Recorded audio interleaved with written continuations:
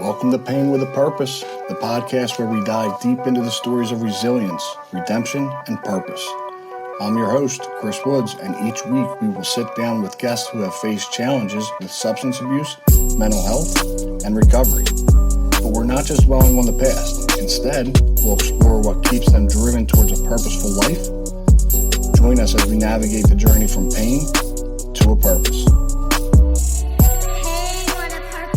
So with that, welcome back to Pain with a Purpose, Season 1, Episode 15. We got Ken Link from most recently, what is it, Delray? Delray. Yeah, where are you at? Boca Raton. Port St. Lucie. Port St. Lucie. At one time, Willow Grove. Willow Grove, yeah, right? That's where I grew up. Ken Link. Just definitely appreciate you making the trip. It's not around the corner. No, it's not. So we will jump right into it. A lot of stuff to talk about. I think really like a little bit about like our history and how because I didn't know you from a can of paint. No. I think I followed you, it's been years now, Mhm. right? Wait, first off, congrats on the 8 years. Yeah, absolutely. Right? August 1st. Yesterday. Yeah. It won't air, but at the time it was yesterday. Yesterday.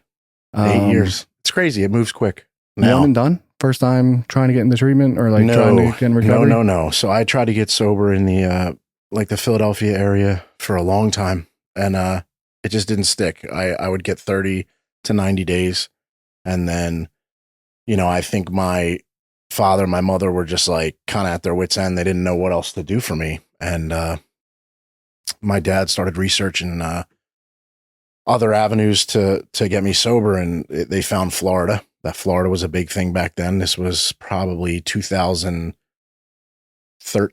I think, when I initially went down there. And then they booked me a trip down there, but at that time the treatment center booked me a trip down there. Different times, yeah. And there was like no questions asked on a flight. Boom, and I was there was no real objection from me because I was kind of at the end of my rope, Yeah. So I went down there, and it was probably like a 3-month stint, and then came back home, relapsed instantly, went back to Florida, and that's kind of when it took a more of a hold of me. So without getting like too much into your story of all of that just yet, well, because we'll get into all that. I think you did a good amount of time you served for our country, right? So thank you for your service. Of course. And we'll get into that as well. I think what we really kind of want to, or at least what I want to talk about is like that personal brand, right? Yeah. I think like you can absolutely attest to like everybody that comes in contact with you knows exactly what you're about. Yeah, I think so for the most part, for sure. So we'll talk a little bit about that. But I guess like when I really started to like recognize your personal brand was, not 8 years ago, but at least 6. Yeah. Right? Something like that. 6 would be 2018. So that's kind of about right. And you were doing a lot of stuff down there for the recovery community. Yeah. So like walk us through that. Like what did that look like? So my original time in sobriety in that Port St. Lucie area, I went to a treatment center that's no longer around. I met a lot of good guys. They took me through, the steps. This group of guys was just real tight. And it was, we went to a step study together, all that good stuff. And, when I relapsed after that, so I got 1.5 years off of that stint of sobriety. And then, when I relapsed, I knew exactly what to do. I relapsed, I went on a little run, and it wasn't a little run. It was absolutely horrific. But at the time, when it was time to get better, I knew exactly what I needed to do. I went right back to that group of people, that area. And these people, some of the people that I had built friendships with had started a treatment center. And I probably had no business working in treatment that early, but they started me off as a tech. And that's kind of how the story started, with helping people in treatment. And then also, just catapulting me into a different lane that I didn't know I was going to be traveling. Yeah. Well, when you first got down, I guess so like maybe after that run, if you will, or even beforehand, like did you ever think you'd be full-time working in treatment? No, so when I was in my, the period of sobriety before the 1.5 years, I worked as a tech at a treatment center down there. And I didn't I was just doing it for a job. I really wasn't in it to like change people's lives at that time, if that makes sense, you know? And, when I came back, I said, I'll never do it again. Never do it again. I'm meant to like swing a hammer or something, but yeah, that wasn't the case. I got pulled right in. Grateful that I don't swing a hammer. Yeah. But, so am I. But then there's also days where I'm like, you know what? Just give me the tool belt. Yeah. Yeah, that's true. But that's a whole nother conversation. All right. So started working in treatment, right? But wasn't our recovery, right? And I think that's like a really big part to like talk about. It wasn't, like, what are you saying? It wasn't recovery? Or I'm sure I'm saying like it's not our recovery. No. And I know from like a lot of the outsiders looking in, they might think, I know my mom does, right? Yeah. She thinks like, oh, you know, you're doing, you know, it must be like so good for your recovery. And it's like, some days it might be quite the opposite. Yeah. Yeah. It's actually pretty bad for my well-being sometimes. Right. Because, you know, I mean, listen, we don't have to go over the horror stories and stuff like that, but like I still need to do what I need to do for my own personal recovery. Yeah, for sure. I think it's I think when you get really, really wrapped up in it, you tend to give a lot of yourself. At least for me, I'm like an above and beyond person. So like I'll do things that I probably shouldn't be doing in the regard of like just doing too much, giving too much of myself. And that tends to stretch me thin, especially being that I'm a father now, you know, and it's a lot, you know, multiple children, and you know, to be given so much of myself and then be expected to give that, if not more, to my own family, which is how it should be. You know, it gets hard sometimes, you know, it gets hard. So I think that if you're not really taking care of your personal sobriety and stuff like that, your growth, you know, you can get really caught up in that. Yeah, absolutely. I mean, we're jumping around like crazy, and that's fine. I like it.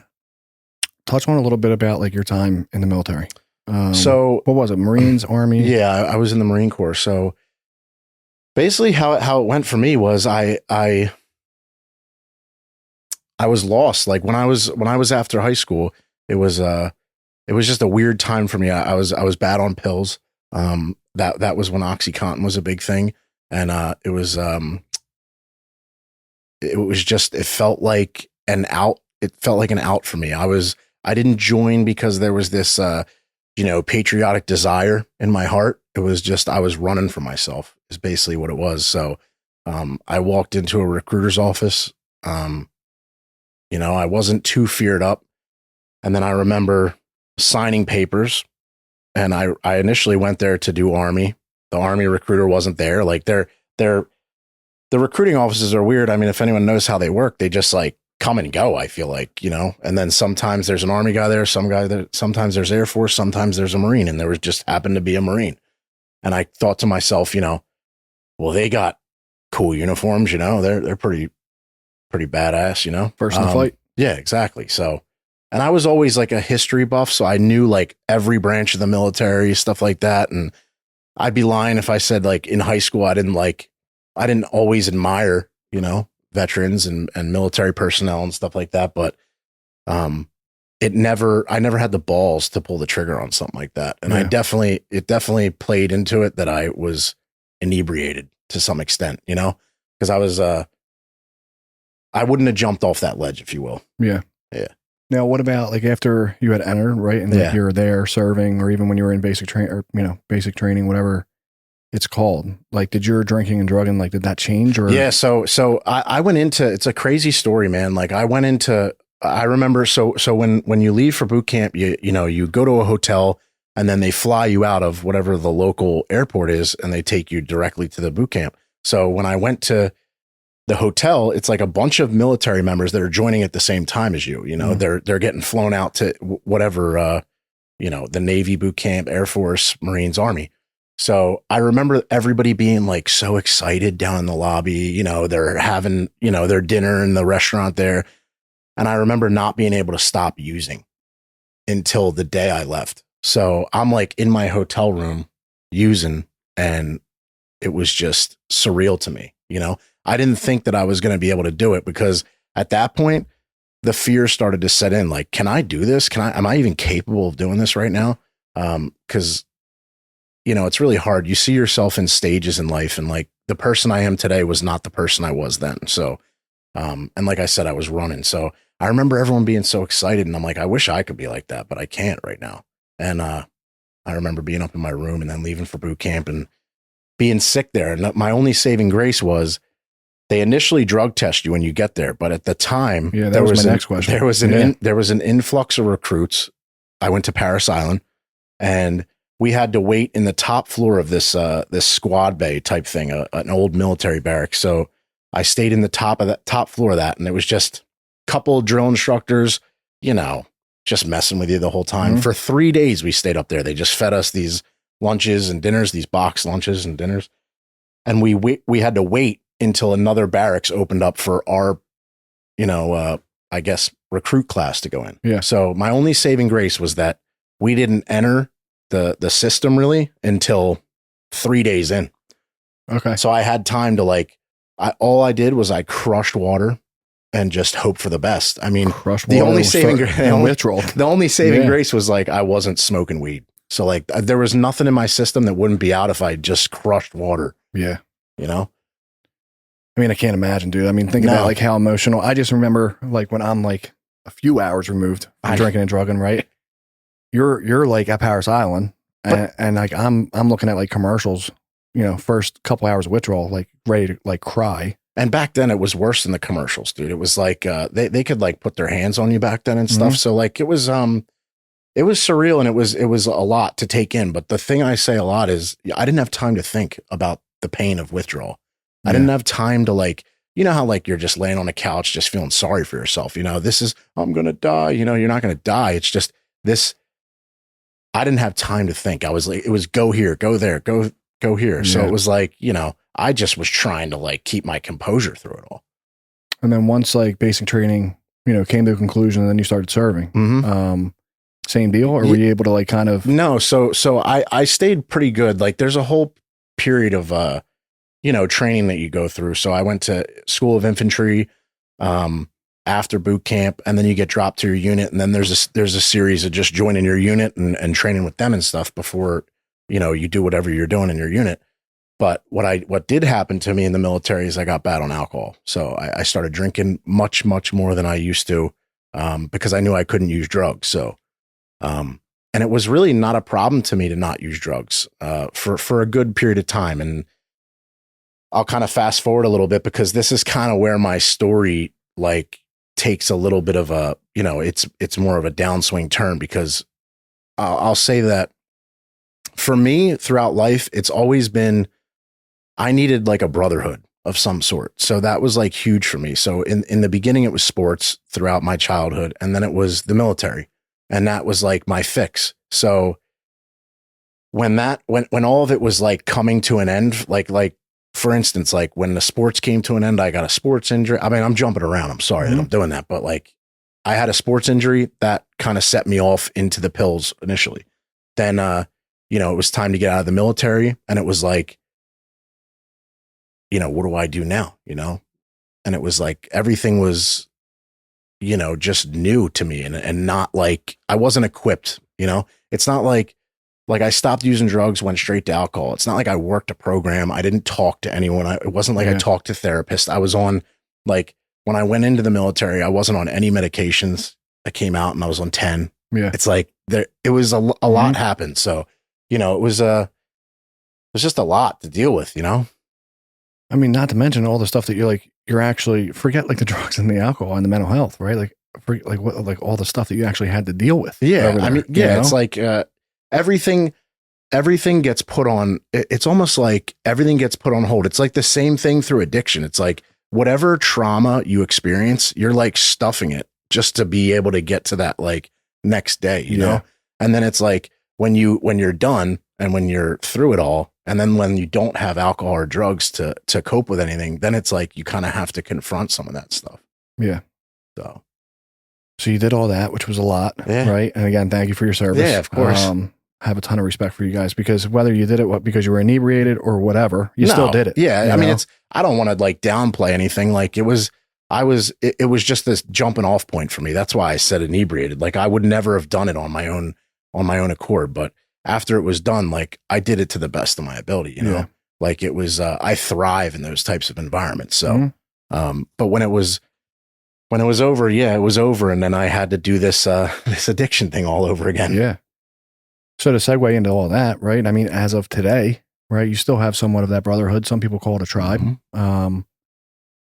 I mean, let's touch on that, right? I mean, I know, like, I follow you along. I'm mad that you don't play slow pitch softball. You still play hardball. You know, that's coming to an end soon, whether you know it or not. Baseball? Like, yeah. No. Never. I wish I still could. I just don't have it.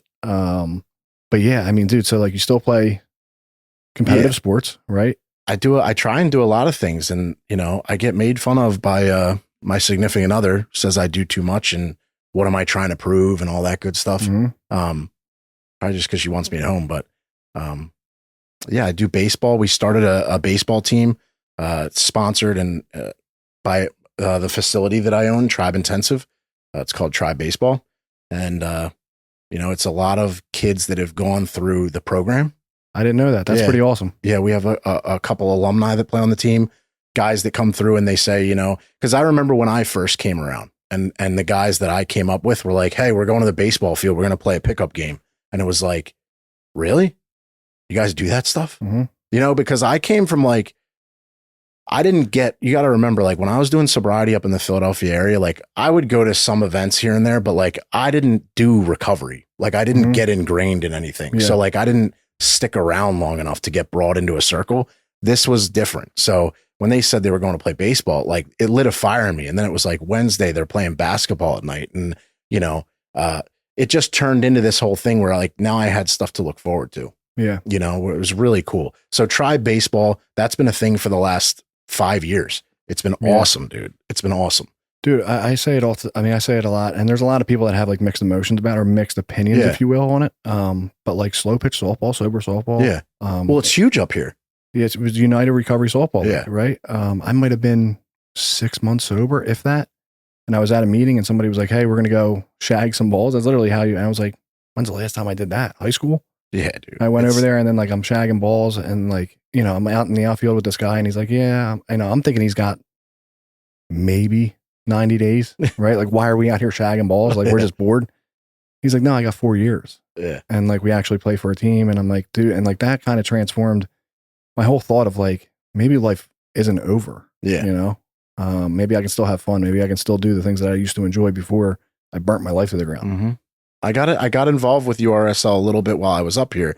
And what I can say is like, when I remember thinking to myself, like, these guys are fucking cool, man. Like they're good dudes. Like they were really trying to help me. And it was just like, I wasn't ready, you know? Yeah. I mean, if I was at that point where I was like still like in and out, right? Like who knows what would have happened. Yeah. But that definitely like was a pivotal point when I was in a recovery house living on a top bunk. And I was like, on Sundays, I can go ball out with my boys that like, I really don't even know from a can of paint, but like our third baseman's 54 and flashing leather over there, but like still looking great. Yeah. Right. It looks great. And I was 23 and, you know, but like at the end of the day, like I was happy. And like when I was out there, I was not worried about living in a recovery house on the top bunk.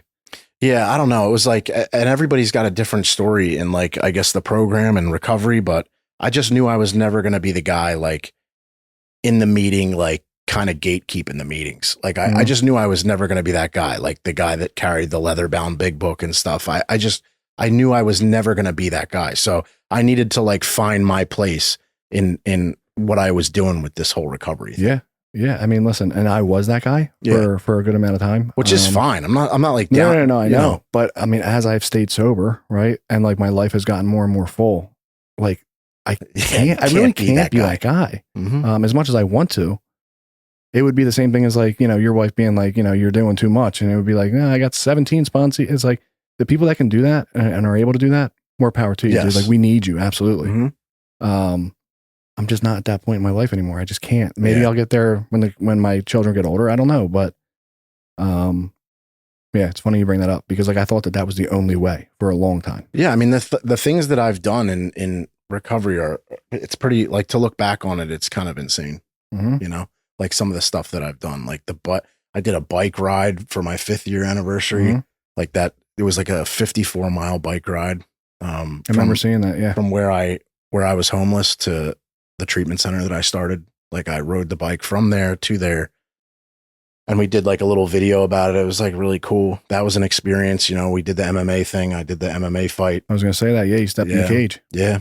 Put the proceeds, towards some good causes around the area. So it was awesome, man. I've been a part of some good stuff. And then the baseball thing is just a constant thing that's always going. And it just keeps those guys roped into something good. You know, it's like something to keep them accountable, you know, like, remember we got an alumni guy, you know, he comes out, he's playing, and then it's like, he doesn't come to a game one week. And then it's like, bro, where you at? You know? And that's like, that's big. And like, he knows that we're going to call him. I mean, listen, it sounds a lot like a home group, right? Yeah. I'm sure there's going to be some people that listen, right? If anybody listens, like I say it all the time, if you're listening, cool. If not, that's okay too. But like, if they are listening, there might be some people that are like, nope, not the same. And it's like, says who? Yeah. Says who? Who writes the rule book on that? Right. You know, if it works for you, if it works for your guys, if it's working for that guy that will probably never miss another week unless he calls. You know what I mean? What's the difference? Yeah. So you did the MMA. Are you still going to do that again or what? Yeah. I mean, I've grown pretty close to some of the guys that like trained me before, and they're just great guys, man. Like, they train out of the like this little group, Treasure Coast Cartel in, Port St. Lucie, and they're just great people. They're good guys, and they're doing good things. And it's like that group of guys like keeps people busy, keeps them, you know, out of different environments they probably shouldn't be in, and it gives them something to look forward to and something to strive for. And a lot of them they're really good at what they do. And they, you know, when I asked a couple of them to train me, they were all about it, you know, because I know Tribe, we sponsor a few of them, and they're pro careers and amateur careers. But that's awesome. Yeah, it's been a really cool thing because they came out to like our open house, showed support. They're just good dudes, man. And now, was it more Muay Thai or is it? Well, it's everything. I mean, a lot of them train in everything now. Okay. So it's like a lot of them train in Muay Thai. They train in BJJ. They boxing. I mean, they do it all. Wrestling, and you know, I got trained for my fight and just got close with a couple of them, and even more so now. Just a good group of dudes. And when I did my fight, it was just an experience of a lifetime, dude. Like, and these guys do it, you know, every 3 months, you know, It's pretty intense, dude.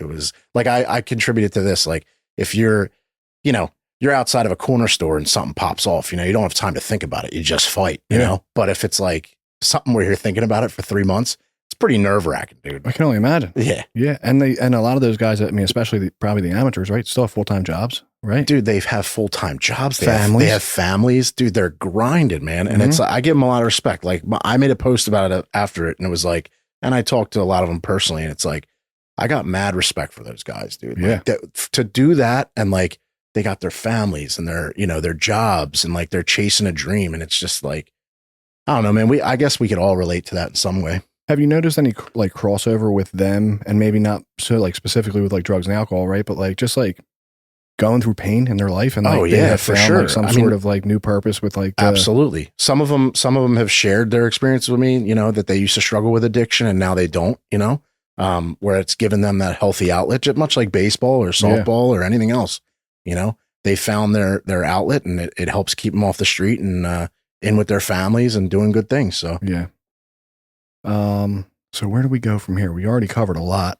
Yeah. So, I mean, I don't know what direction you want to go with it, but I mean, it's my podcast. I can take you wherever I want. Your podcast. Yeah, I mean, dude, so let's touch on this, like 8 years, right? I mean, that was yesterday, right? Today, depending on what time you woke up. Yeah. You know, there's some people that'll say that you got more time than the guy that woke up at 10 a.m. Yeah. But you weren't able to like string together more than a year and a half. Right. So like, what really changed? Was it really like kind of digging in, or was it like this white light moment, or is it a mixture of stuff? I guess it was just that last relapse. Like when I got a year and a half, I knew that it was possible. And then, you know, I met a girl who loved me like very deeply, and I'd never like, I don't know, man. Like I've been in a lot of relationships, but I was like always a guy who used a lot, to where like I didn't want nobody around me. Like I didn't want to be around women. I wasn't the guy that had a running partner. That wasn't me. I pushed everyone away. So like coming into sobriety, meeting that girl, we kind of fell head over heels for each other. And then it was like going out and using with her. was like kind of heartbreaking, you know? Yeah. And then we used together for a period of time and then took a period of separation when we both came back, but kind of did it the quintessential what a treatment center would tell you to do. Yeah. But it was absolutely necessary for us because we used hard together. And if we came back together, it would have 100% been a horrible thing. So, when we came back, it was, that the hurt inside me when she was off doing her thing and I was doing my thing, like we were both trying to get our shit together. It was like, I felt leveled to the point where you couldn't even imagine, like I had lost everything, in that period of sobriety. I got my little apartment, got my little car, just a hoopty and a nice little 2-bedroom, nothing crazy, but it was like life to me. It was awesome to have my own place. And I lost it all, pushed it all out of my life. And, when I came back, it just felt like I had this insurmountable mountain to climb. But what I did say to myself was like, I miss this girl. I really wanted her back, as much as it hurts to say, like, I wasn't like, I would have loved to say like Walker, but it wasn't like that for me. It wasn't my story. So I wanted her back. I wanted my life back. And I wanted it better than I had it before. So I remember being at the halfway house I was staying at, and I had come back in the area. I got sober in Pennsylvania to, Just Believe Carbondale. It was in like the mountains, and I didn't know where to go from there. So came back to Florida. And I remember sitting outside my halfway house crying and really hating where I was at in life. And I remember calling one of the old heads down there that I was real close with. And he told me, like if you become the man that you can become, or you were before, and even better, then you can have all of this stuff will come back to you. It'll come back to you tenfold. So I remember taking those words in and not saying it was this profound statement in the moment, but they kept telling me, my sponsor, him, the men around me kept telling me, just keep your head down and push. Just push for now. Just get through today. And it's always been a today thing for me. It's like, if I can get to the next day, obviously it changes as time goes on. But in the beginning, those days were rough, dude. And I remember telling myself in my head, you have to become a beast for this or it's not going to work. You have to go all in or it's not going to work. That's what I did. I mean, I did the intense work. I put in the effort. I stopped communicating with my ex, I stopped, cause I'm a person that loves pain, dude. Like if I know she's going to be at a meeting with this dude, I'm going to go to that fucking meeting with that dude. Showing up with the Travis Scott. Yeah. I'm going to I want to see it all go down. Yep. So regardless, I stopped doing that. I went to my own meetings. I went to my men's meetings. I stayed in my lane, and it was the best thing that I ever could have done for myself, because what it did was I proved to myself, because I was a super bad codependent after that relationship. So what it proved to myself was I could do this by myself, and I felt comfortable doing it by myself. So it gave me this power inside of me where like, I honestly, I didn't think I could be, I didn't think I could be pulled back into addiction. Honest to God, I felt real strong in myself. So, lo and behold, everything comes back just like the old head said it would. Definitely tenfold. Yeah. I mean, it's the girl came back probably 3 months in. And now this is the woman you're still with today, right? Yeah. So like the advice actually worked. Like what the a novel worked. idea, right? I know, crazy. Mm-hmm. Once you just stay out of your way, I guess is what they say, Yeah. Maybe those treatment centers do know what they're talking about. Just a little bit. Whatever. We digress. Yeah. So to keep it current, right? Yeah. We're currently in PA. Yeah. You're not from here anymore. Not anymore. You like own multiple locations. You own a business, right? Like talk a little bit about that. Yeah. So I was working in treatment. I was working at a local facility in Port St. Lucie as the alumni director. I had built their alumni program from scratch, had a lot of success with it. That's where, go back to the personal brand thing. Yeah. That's kind of where it all started for me. Mm-hmm. So I started building this personal brand, and it was just, you work with me, I'm going to do whatever I can for you. That's kind of what it was, really. Mm-hmm. I'll go above and beyond for you if you work with me. Side note, I mean, if you could help Joe Mahan, You know what I mean? Shout out to him a hand. Yeah, dude. I remember when Joe came in and he's fucking doing good for himself. He's killing it, dude. Yeah. But I think that's really like kind of like in a weird way, like sealed the deal of like me on you, right? Where it was like, because I know Joe, right? And he's not the Joe that he is today. Like, I don't even know if we would even know what we would talk about today. But like seeing him transform while hanging around guys like you,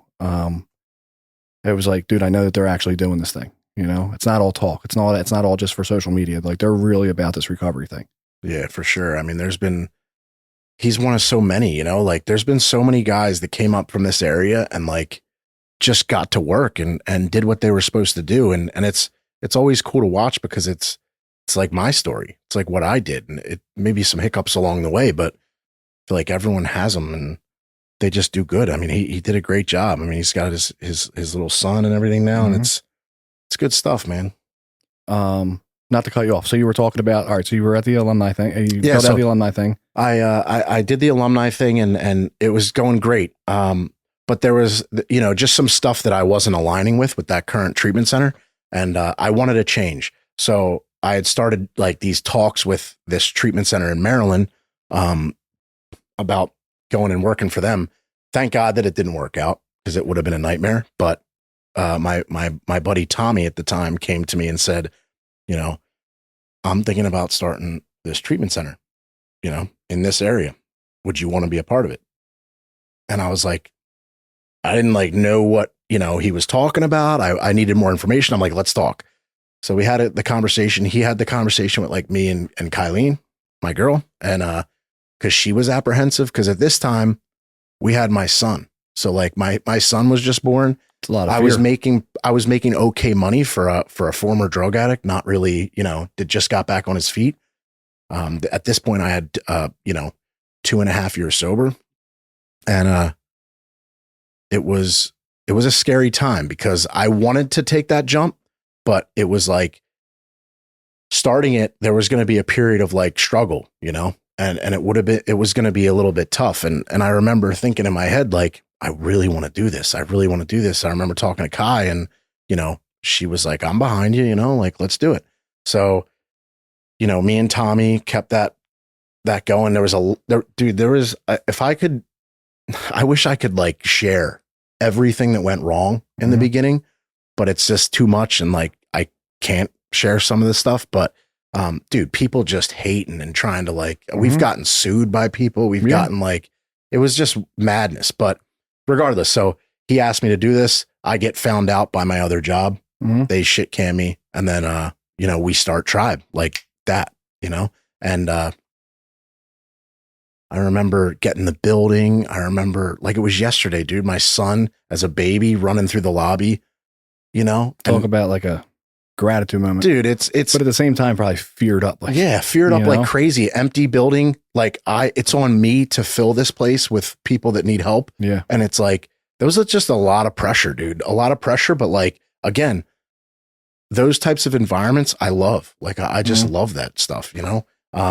So I remember like, when we first started, how difficult it was. And it just started to flow, man. Like it's me, him, and another guy, Bill Marshall.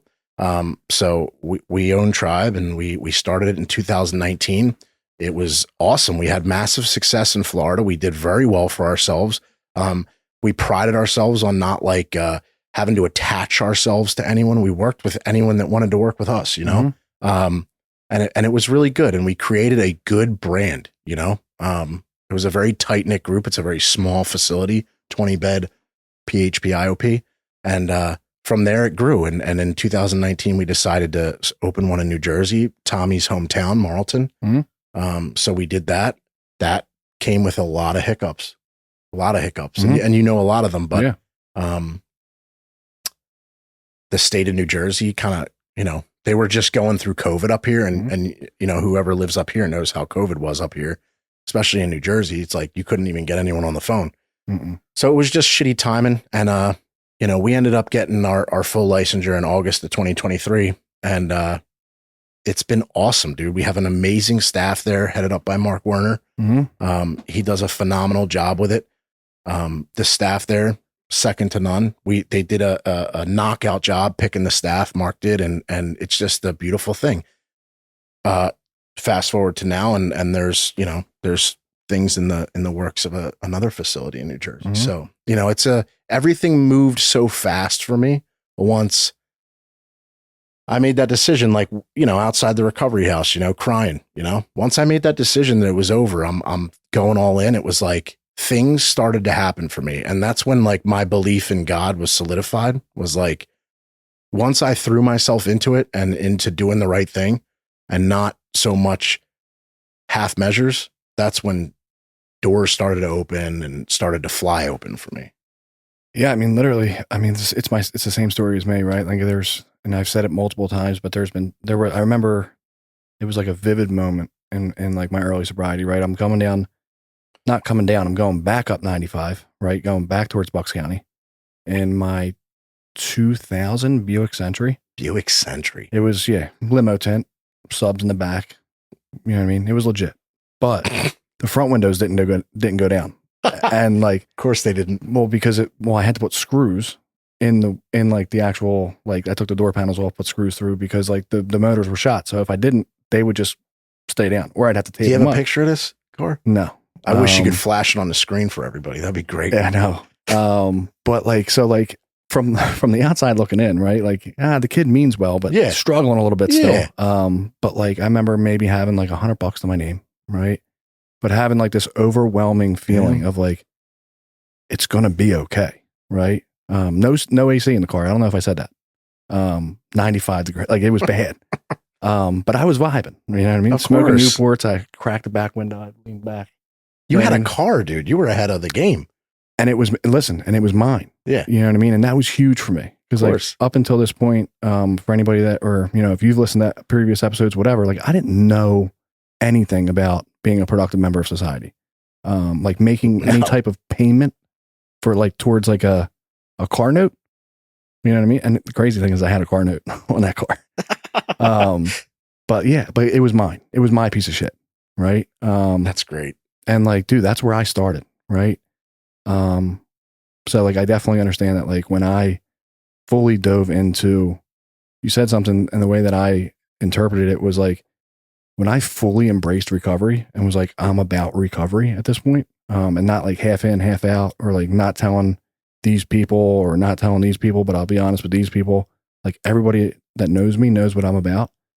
That's when like doors started opening, right? And like things just started to work. Slowly but surely. Like I wanted everything like right away, but like it just all worked out.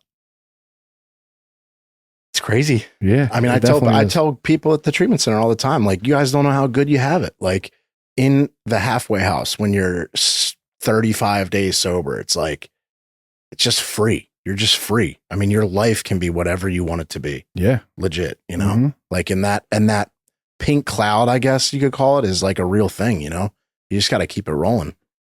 The pink cloud never has to go away. I feel like we don't talk about that enough. Yeah. I mean, you can create. Life's really good today. You can create a great life for yourself. Mm-hmm. You can control who comes in and out of your life. You don't have to like force yourself into situations that you don't want to be in. It can be really nice. It can be really nice. You have the freedom of choice. Yeah. Absolutely. With that, I'm going to do the whole YouTuber thing. Yeah. And then we're going to end it up. So if you like what we're saying, right? Like us on Instagram, Pain W Purpose, at Pain W Purpose, YouTube, Pain with a Purpose Podcast, and then on Apple and Spotify, we're on both platforms, Pain with a Purpose Podcast. Whatever. I hate doing that. But what I do like talking about is like what's the purpose now, right? Like we talked about a lot of it, right? Like over the last 8 years, probably over the last like 5.5, 6 years, that purpose has really started to like come into light. But what would you say the reason why you went through all this pain, right? Like what's the purpose today? Well, I mean, first and foremost, I'm a father. So I went through these struggles to be better for them. I think, every single struggle that I've been through has shaped me into the person that I am today. Everything that I've worked on in my internal self has made me a better person. And, I'm just trying to be a better person for my children, for my woman, and for the people around me. Everyone that I touch from it on a daily basis, I try and be a force of good, not negative. So I think that if I can kind of keep that in play and try and be the best version of myself for them, then it'll only branch out from there. Yeah, absolutely. Are we just not going to talk about the flying Hawaiian shirt? This is my claim to fame. Dude, personal brand. This is go back. Listen, if anyone's watching, if you want to check out some real social media swag, go to my page and look at every single date night photo for the past. I don't know, 4 years, dude. I'm in a Hawaiian shirt, man. It's just my vibe, dude. She loves you. She loves it. Yeah, I just noticed it. I'm like, what's going on over? He's got the hamburger meat hanging out. And here's the thing. Before I left, she said, "You look fucking great." So there it is, Yeah. I'm just busting balls, dude. I really do appreciate you coming out. Even though, did I reach out to you like before? Like, hey, I'd love to get you on. I mean, even we talked about it. Like we talked about it briefly when I was up here last time, I think, for the Bobby Bonds thing. Mm-hmm. So we talked about that, and you were busy, so we didn't really talk much about it. Yeah, Tribe baseball's a thing, but Tribe softball was struggling that day. We were struggling. We had a man down. We were shout out Mark Werner, dude. Listen, he's a champ, dude. The guy's a champ. But anyway, we're not so good in the softball range, but I challenge anyone to form their baseball team and come on down to Florida. Okay. We'll hook you guys up. Okay. I got a lot of guys that just claim that they were, real good at baseball. And it's like, but that's okay. But we're all in recovery. I'm like, nah, dude, none of us were that good. Yeah. Listen, I play for Tribe baseball. Yeah. We're not all that good. I think the whole thing about it, the whole Tribe, like the logo, the movement behind it, the mission statement, like it's all really good stuff. For sure. Thank you, brother. Yeah, absolutely. So thank you again. I appreciate it. Thanks for having me. Yeah, man. And we'll see you guys next week.